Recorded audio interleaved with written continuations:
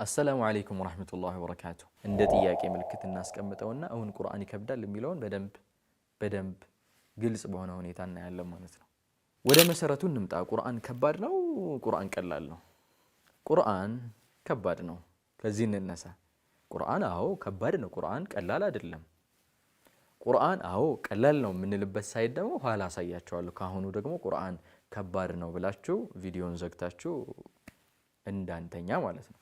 ቁርአን ከባድ ነው እንጀምራለን ከክብደቱ። ቀላል ነው የሚለውን ደግሞ ኋላ ላይ እስቲ ደግሞ እንዴት እንደሚቀለን ደግሞ አብረን እናያለን ማለት ነው። ቁርአን እንዴት ነው የሚከብደው? ናም ቁርአን ሀያሉ አላህ ሱብሓነሁ ወተዓላ ሰማይን ምድርን የፈጠረው የዱንያም የአኺራም ባለቤት የሆነው የግዙፍ ፍጡሮች ባለቤት የሆነው እውቀተ ሰፊ የሆነው የአላህ ሱብሓነሁ ወተዓላ ሁሉን ነገር ቻይ የሆነ የአላህ ሱብሓነሁ ወተዓላ ንግግር ነው። ስለዚህ ከባድ ነው። ቁርአን ፍጡር አይደለም። በመካከላችን ቢኖርም ከፍተን ገልጠን ብንቀራውም በልቦቻችን ብንይዘውም አፋችን ላይ ቢገራም ናም ቁርአን ከባድ ነው። ለዛ ሲባል ቁርአን ላይ አላህ ሱብሓነሁ ወተዓላ ምንድነው የሚለው? ሰኑልቂ ዐለይከ ቀውለን ሰቂለን ነው የሚለው። በአንተ ላይ የምናወርደው ወይም ደግሞ አንተ ላይ የተወረደ ያለው ይሄ ቁርአን ቀውለን ሰቂለን ነው፣ ከበድ ያለ ንግግር ነው። ቁርአኑ እኮ ራሱ ነቢዩ ሰለላሁ ዐለይሂ ወሰለም ዘንድ ሲመጣ ቀለል ባለ መልኩ ኩልል ብሎ አይደለም የመጣው። መጀመሪያ ወህይ ሲመጣ ጠንከር ያለ ሁኔታ ነበረው አይደል እንዴ? እናውቃለን ይሄን ታሪክ። እቅራ የሚለው ነቢዩ ሰለላሁ ዐለይሂ ወሰለም ላይ ሲወርድ መጀመሪያ ሸፍኗቸዋል፣ ጨምቋቸዋል። ከዛ በኋላ ፈአርሰለኒ ለቀቀኝ፣ እንደገና ያዛቸው። ነቢዩ ሰለላሁ ዐለይሂ ወሰለም ጨምቆ ያዛቸው፣ ጭንቀት አለው ለቀቃቸው። እንደዚህ ሁሉ ተደጋግሞ መጨረሻ ሶስተኛ ላይ እቅራ አላቸው ማለት ማነ ቢቃሪ አለው። እኔ የሚቀራ ሰው አይደለሁም። አዎ የሚቀሩ ሰው አልነበሩም። ነብዩ ሰለላሁ ዐለይሂ ወሰለም ኡሚ አያነቡም አይጽፉም። ይሄ ለሳቸው ክብር ነው፣ ለኛ ውርደትና አይብ ነው፣ ነውር ነው። አንድ ሰው ማንበብ መጻፍ ካልቻለ ክብር አይሆንም ለኛ ማለት። ለሳቸው ግን ክብራቸው ልቅናቸው በልዩ ሁኔታ የሚቀመጡ ሰው መሆናቸውን ያመለክታል። ለዛ ሲባል ያለፉ መጽሐፍቶች ላይ ነብዩል ኡሚ የእሳቸውን ባህሪ ሲገልጽ ኡሚ የሆነ መጽሐፍ ማንበብ የማይችል በሆነ ነብይ ይመጣል። ክብር ነው። እንዲህ መጽሐፍ ማንበብ ሳይችሉ ይሄን የሚያክል ትልቅ ተአምር የሆነ ትልቅ ሙዕጂዛ የሆነ የሚቆይ የሆነ ሙዕጂዛ ባለቤት አላህ ሱብሓነሁ ወተዓላ አድርጓቸዋል። ወህይ ነው፣ አመጣጡም ከባድ ነው። አንዳንዴ ነብዩ ሰለላሁ ዐለይሂ ወሰለም ላይ የሚታዩ ፊዚካል ለውጦች ራሱ አሉ። ቁርአኑ ሲወርድ ልዩ ነገር ነብዩ ሰለላሁ ዐለይሂ ወሰለም ላይ ይታያል፣ ይከሰትባቸዋል ማለት ነው። ሶ አስሉ መሰረቱ ምንድነው? ቁርአን ጠንከር ያለ ነው፣ አዚዝ ነው። አዚዝ ማለት ጥንካሬ ይፈልጋል፣ ፍላጎት ይፈልጋል፣ ያዝ ለቀቅን አይፈልግም። ጠንካራ ስለሆነ ጠንከር አድርጎ ለያዘው ሰው ይመጣለታል ማለት ነው። ይሄን በአንድ ሳይድ ካስቀመጥነው በኋላ ወደ መማር ሂደቱ እንምጣ። ወደ ብዙ ሰዎች ጥያቄ ይሄን እንግዲህ ማንም ሰው አይክደውም። ቁርአን የከበረ ቦታ አለው። ቁርአን ወደ መማሩ ስንመጣ አንድ መሰረት እንያዝ። ከዚህ መሰረት ስር ብዙ ነገሮች ይመጣሉ። እሱ ምንድነው? በቁርአን ላይ ሱረቱል ቀመር ላይ አላህ ደጋግሞ አንድ ጉዳይ ያነሳልናል ከቁርአን ጋር የተያያዘ ማለት ነው። ወለቀድ የሰርነል ቁርአነ ሊዚክሪ ፈሀል ሚን ሙደኪር ይላል። አንድ ጊዜ ብቻ አይደለም። ቁርአን ላይ አንድ መልእክት መምጣቱ አንድ አንቀጽ ላይ ትልቅ መልእክት እንዳለ ያሳያል። አንድ ቦታ ተሰጥቶት አንድ አንቀጽ ላይ አንድ ርዕስ አንድ ጉዳይ መወሳቱ ማለት ነው። እዚህ ጋር ግን የተወሳው ደጋግሞ ነው አላህ ያወሳልንና ወለቀድ የሰርነል ቁርአነ ሊዚክሪ ፈሀል ሚን ሙደኪር።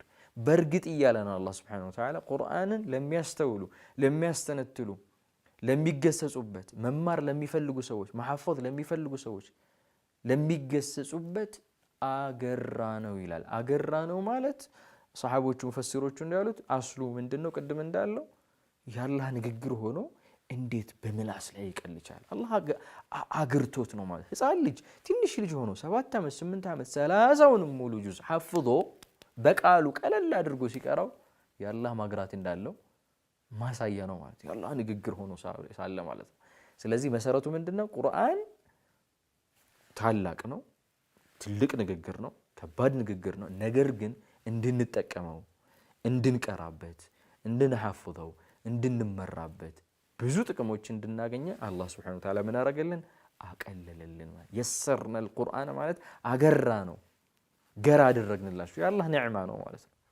ስለዚህ እዚህ ኒዕማ ውስጥ እዚህ መገራት ውስጥ ራሱን መክተት ማስገባት ያልቻለ ሰው የያዙት ነገሮች አሉ ማለት ነው። ስለዚህ እኛን ቁርአን እንዳይገራልን ወይም ቁርአን አግርቶታል ግን ወደ መገራቱ እንዳንሄድና ወደዚህ እዝነት እንዳንገባ የከለከሉንን ከጀርባ የሚይዙንን የሚጎትቱንን የተበተቡንን ነገሮች እንደዚህ አውጥተን እናያቸዋለን። በዛ ውስጥ የራሳችንን ነጥብ ልናወጣ እንችላለን። ያገኛችሁት ነጥብ ካለም አስቀምጡልኝ። ይሄ ነጥብ ችግሮች ይዘው ነበረ፣ በዚህ ሰበብ ኢንሻአላህ አላህ ያገራልኛል ለሌላውም ሰው ትምህርት እንዲሆን ዘንድ ማለት ነውና የመጀመሪያ የምናስቀምጠው ነገር ምንድነው? በአይምሯችን ያስቀመጥናቸው እውነታዎች ተግባራችን ላይ ተጽዕኖ ያመጣሉ።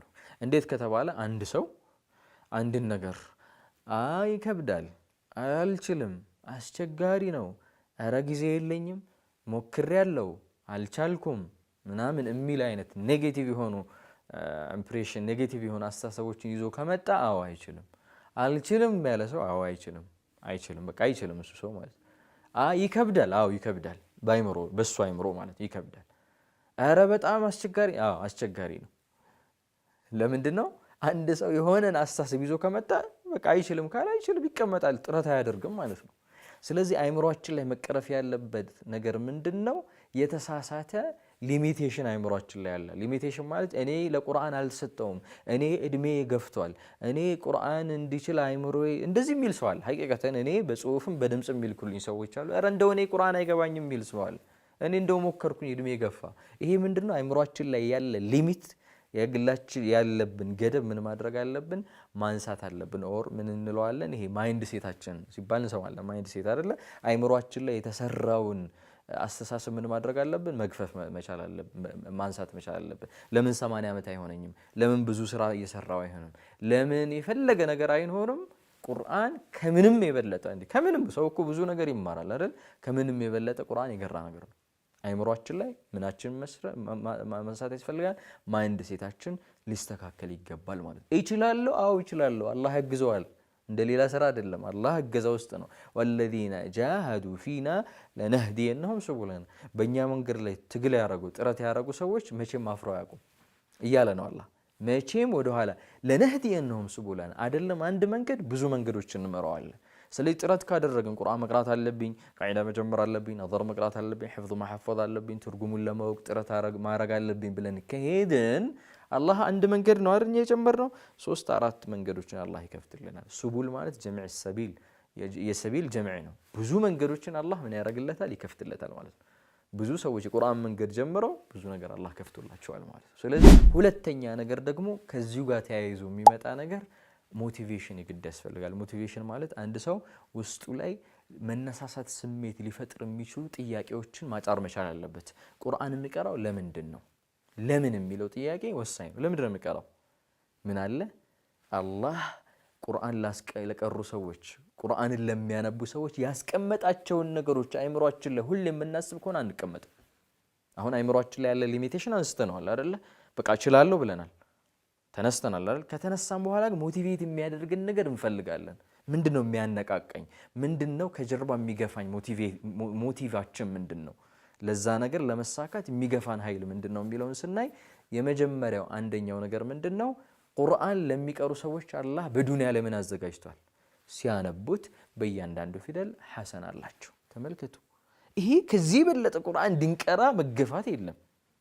ሌላ መጽሐፍ እኮ የኔ መጽሐፍ ካነበባችሁ እስቲ ማን ነው የሆነ ብር ሰጣችኋለሁ በእያንዳንዱ ፊደል $10 አለው ብንባል ቤተ መጽሐፎቹ ወይ መጽሐፍ የሚሸጡበት ቦታዎች ሁሉ ይሞላሉ። በሰልፍ ነው ማለት ነው። ሰዎች ለየተለያየ ነገር ነው የሚሰለፉት። መጽሐፉን ለመግዛት ሰዎች ምንድነው የሚያደርጉት? ይሰለፋሉ። ሰልፍን የሚይዙት መጽሐፉ ቶሎ ተሽጦ ያልቃል፣ ኮፒው ማለት ነው። ኢን ሚሊየንስ ይሸጣል። ከዛ በኋላ አንዳንድ ፊደል 10 ሽልማት ካለው ማለት ነው። እና የለም አይተን ሰምተንም አናውቅም። እንደውም ከፍለን ነው የምንገዛው። እንኳን በአንድ ፊደል ሊሸልመን ይቀርና መጽሐፉን ለመግዛት የምናወጣው ገንዘብ አለ። አሁን ደግሞ ውድ ነው አይደል መጽሐፍ መግዛት፣ ከፍለን ነው። ቁርአንስ እያንዳንዱ ፊደል አንብብ 10 ሐሰን አለ። ሞቲቭ ይገፋናል ይሄ ማለት ነው። ስለዚህ ቁርአንን ጨርሼ አስተካክዬ አንብቤ ያን ሁሉ ምዕራፍ ሲቀራ የማገኘውን አጅር ካሰብኩኝ አልቀመጥም። ልጄም እንዲቀመጥ አላረግም፣ ጓደኛዬ ወንድሜ እህቴ እንዲቀመጥ ማድረግ አልፈልግም ማለት ነው። ስለዚህ የሚገፋን አንዱ ይሄ ነው። ሁለተኛ እየተማርን ቁርአን ላይ ያለ ብቻ ነው፣ ሌላ መጽሐፍ ላይ የለም፣ እንደዚህ አናገኝም። ቁርአን የሚቀራ ሰው በመለማመዱ በመሳሳቱ ሰበብ የሚሸልመው የቁርአን አስተምህሮ ነው። ነቢ ሰለላሁ ዐለይሂ ወሰለም እንዳሉት አልማሂሩ ቢልቁርአን ቁርአን አስተካክሎ አሳምሮ አስቦ የሚቀራ ሰው መዐ ሰፈረቲል ኪራሚል በረራ ከነዛ ከመላኢኮች ነው የሚመደበው። ትልቁ ደረጃ ማለት አሳምሮ አስቦ የሚቀራ ሰው የሆነ ምንቀናበት ሰው የለም። ቁርአን እንደው በሱ በሆነ ይሄ የመንፈስ ቅናት ነው የሚባለው በአማርኛ ይሄ ግብጣ የሚባል ነቢ ሰለላሁ ዐለይሂ ወሰለም ቅኑባቸው ወይም ተፈቅደዋል ከተባሉት መካከል አንደኛው የቁርአን ሰው ነው። የሚቀራ የሚሰራበት ሌሊት የሚቆምበት አይነት ሰው ማለት ነው። እና ትልቅ ደረጃ አለው አሳምሮ የሚቀራ ሰው። ያ ብቻ አይደለም፣ የሚሞክርን ሰው ለመግፋትና ለማነሳሳት ሁለት አጅር አለው አሉ ነቢ ሰለላሁ ዐለይሂ ወሰለም። የመጀመሪያው በመቅራቱም በመሳሳቱም ይሸለማል ማለት ነው። የተታዕተዑ ማለት እኮ የሚንተባተብ ብዙ ጊዜ ጀማሪዎች አፋችሁ ላይ ወይም ጀማሪ ሰው ሲቀራ ታገኛል። ተበት ተበት እያለ ተበት ሄዳ የሚለውን ለመቅራት እኛ አሁን ቀለል አድርገን እንቀረዋለን። ጀማሪ ስለሆነ ይለፋል፣ ይመለሳል፣ ይሄዳል፣ ይንተባተባል። አጅር አለው፣ ሁለት አጅር አለው ተባለ ማለት ረቲል ከማ ኩንተ ትረቲሉ ፊ ዱንያ ፈኢነ መንዚለተከ ዒንደ አኺሪ አየትን ተቅረኡሃ። ከዚህ የበለጠ ደረጃ የለም። ዱንያ ላይ ስትቀራ እንደነበር እዛም ቀራ እየተባለ የጀነትን ደረጃ ይወጣል ማለት ነው። ስለዚህ በሁሉም መርሐላ ዱንያ ላይ ባለን ህይወት፣ አኺራ ላይ ባለ ሁኔታ የምናገኛቸውን ነገሮች ነቢዩ ሰለላሁ ዐለይሂ ወሰለም መጥቀሳቸው፣ በሐዲስ ማግኘታችን፣ ቁርአን ላይ ደግሞ የቁርአንን ሰዎች አላህ ደረጃቸውን ከፍ አድርጎ መግለጹ የራሱ የሆነ ሞቲቬት ያደርገናል። ስለዚህ እነዚህ ነገሮች መስማት፣ መዳመጥ፣ ማየት ቁርአንን የበለጠ በመቅራት ሂደታችን እንድንጎብዝ ያደርገናል። ሶስተኛውና የመጨረሻ ማስታወሳችሁ የመጨረሻው ምንድነው? ሜተድ። በዚህ አጋጣሚ ሶስቱም ኤም ናቸው። የመጀመሪያው ማይንድ ሴት፣ ሁለተኛው ሞቲቬሽን፣ ሶስተኛው ደግሞ ሜተድ ነው። ሜተድ መንገድ። ምናልባት እኮ ቁርአን እየገባን ያልሆነው ቁርአን እየተረዳን ያልሆነው ቁርአንን ስንቀራ እየከበደን ነው የምንለው የመጨረሻውን ነገር በትክክል እያደረግን ስላለው እሱ ምንድነው? ሜተድ። የምንከተለው መንገድ እንዴት ነው? ቁርአን እየቀራን ያለነው ሮጣችን መልፋታችን ብቻ አይደለም እኮ አይደል? እምንሄደው ወደ ምስራቅ ሆኖ ሳለ ወደ ምዕራብ እየፈጠንን በ120 በመኪና ፍጥነት እየሄድን ከሆነ እየራቀን ነው ማለት ነው ከአቅጣጫው። ስለዚህ ቁርአን የሚቀራበትን መንገድ እርግጥ በትክክል እየቀራን ነው፣ ፕሮሰሱን እየተከተልነው በትክክለኛ ሁኔታ ነው፣ ኡስታዝ ላይ እየቀራን ነው፣ በትክክል እያዳመጥነው ነው፣ ኡስታዙ የሚሰጠንን መመሪያ እየተከተልን ነው። የፊደል መውጫ ቦታዎችን በደንብ ተምረን ጨርሰናል። ፊደል አንድ ሰው ሲባል ብዙ ጊዜ የሚታያል አሊፍ በመስመር ያውቃቸዋል። አሊፍ በታ ሳ ጂም ሐ ኸ ገት ራንደምሊ የሆነ ፊደል ቃፍን አሳይቼ ማነች ብለው አንዳንዴ ጂም የሚል ሰው አለ። በተርታ ያውቀዋል። ብዙ ጊዜ ልጆች ላይ ይታያል። በተርታ ያውቀዋል። ወደ ኋላ ተመለሰ ቅራ ሲባል፣ ወደ ላይ ቅራ ሲባል እቺ ፊደል ማነች ሲባል አያውቀውም። ሶ ሜተድ እኛ የምንከተለው መንገድ ትክክል ነው፣ ትክክል ላይሆን ይችላል። ፊደሎችን ብቻ ማወቅ እኮ ስማቸውን ብቻ አይደለም። ጂም ከየት ነው የሚወጣው? አስተካክለን መቅራት። ዛልን ከዛ ጋር ካለየ ነው፣ ጂምን ከሓ ጋር ካልለየ ነው። ነጥቦች ሲመጣ የሚደበላለቅ ሰው ሊኖር ይችላል። ጂምን ኻ የሚል ሰው ሊኖር ይችላል። አላጠራውም እዛ ጋር። ቁርአንን በመቅራት ሂደት ላይ የተከተለው መንገድ ትክክል አይደለም ማለት ነው። ቁርአን ደግሞ የራሱ የምንቀራበት መንሃጅ አለው። ቁርአን ትልቅ ዒባዳ ነው አይደል? ግልጽ ነው። ሰላት ላይ አለ፣ ብዙ ነገር ላይ አለ። ሰላት ስንሰግድ በራሳችን መንገድ ሰግደን እናውቃለን? አናውቅም አይደል? ጾም ስንጾም በራሳችን መንገድ አድርገና ኢባዳ ነው፣ ግን በራሳችን መንገድ አናደርግም። ቁርአን መቅራትም እኮ ኢባዳ ነው አይደል? ስለዚህ ምን አለው? አካሄድ አለው፣ መንገድ አለው። ያን መንገድ ተከትለን ከሄድን ውጤታማ እንሆናለን። ቁርአን ላይ ራሱ የቁርአን የመቅራት መንገድ አለ። ፈኢዛ ቀረእናሁ ፈተቢዕ ቁርአነህ አይ ቂራአተህ ማለት ነው። ቁርአን በምንቀራበት እኛ ቁርአን አንተ ላይ በምናወርድበት ሰዓት ነቢ ሰለላሁ ዐለይሂ ወሰለም እንግዲህ ችኮላ ያደርጉ ነበር ቁርአኑን ለመያዝ። በዛን ጊዜ ምንድነው ያላቸው? ሲቀራ ከዛ ተከትለህ ያንን ነገር ቅራው። አላህ ሱብሓነሁ ወተዓላ ተፍሲሩንም ሁሉ ነገር አላህ እንደሚሰበስብላቸው ገለጸላቸው ማለት። ስለዚህ አንድ ሰው የሆነ አንድ ሰፍሐ ቀርቶለት አንድ ገጽ ቀርቶለት የቀራውን 10 ገጽ በራስ አጥናና ና ካለው የቁርአን የመቅራትን መንሃጅ አበላሸ ማለት ነው። ቁርአን እንደሌላው መጽሐፍ የሆነ ፓርት አስተምሬያለሁ በዛ ተከትለ ሄድ አይደለም። እያንዳንዱን ሰፍሐ፣ እያንዳንዱን ገጽ፣ እያንዳንዱን አንቀጽ ከሚያቀራው ሰው በንባብ ደረጃ ሊሰማው ይገባል። የቀራውንም ያጠናውንም ሊያሰማ ይገባል ማለት ነው። ስህተቶችን ምን ማድረግ አለበት?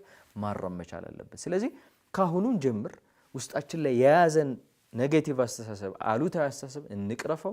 ሁለተኛ የሚያነቃቃንን ነገር እንፈልግ። በቁርአን ጎበዝ ለመሆን በቁርአን ትልቅ ደረጃ ለመድረስ አላህ ያስቀመጠውን ደረጃ ለማግኘት የአላህ ቤተሰብ የተባሉት የቁርአን ሰዎች ናቸው። እዛ ደረጃ ለመድረስ በአይምሯችን እያሰብን ቁርአን አሳምሬ ስቀራ ከዚህ ጊዜ በኋላ አገኛለሁ፣ ከዚህ በኋላ ራሴ እንደዚህ ነው የማገኘው ከቁርአን ጋር የሚለውን ነገር ካሰብንና የምንከተለው መንገድ ትክክለኛ መሆኑን ካረጋገጠን ቁርአን አላህ ቃል ገብቶልናል። አላህ ሱብሓነሁ ወተዓላ ቁርአን ገር መሆኑን ገልጾልናል። አላህ ለሁላችንም የቁርአን መንገድን ገር ያድርግልን። የምንማርበትን የምናውቅበትን ነገሮች አላህ ሱብሓነሁ ወተዓላ ያሳልጥልን። የቁርአን ሰዎች አላህ ሱብሓነሁ ወተዓላ ያድርገን። በሚቀጥለው ከዚህ ቁርአን ከመቅራት ጋር እናንተ ሊያግዙ የሚችሉ ነጥቦችን ወደ እናንተ ማድረስ ይሆናል። ነገር ግን ዛሬ ከተማራችኋቸው በተለይ 3 ነጥቦች መካከል ለእናንተ በጣም ወሳኝ አድርጋችሁ የያዛችሁት ወይም ክፍተቴ እዚህ ላይ ነው የምትሉኝ ሌላም ደግሞ ከዚህ ውጪ ምክር ሊሆኑ የሚችሉ ለሌሎች ሰዎች ሊረዱ የሚችሉና እናንተ ተጠቅማችሁ ውጤት ያገኛችሁባቸው መንገዶች ካሉ ኮሜንቱ ላይ ሐሳብ መስጫ ሳጥኑ ላይ አስቀምጡልን። ያንን ተንተርሰን እንግዲህ ሌሎች ቪዲዮዎችም ወደ እናንተ የማደርስ ይሆናል። ወሰላሙ አለይኩም ወራህመቱላሂ ወበረካቱሁ።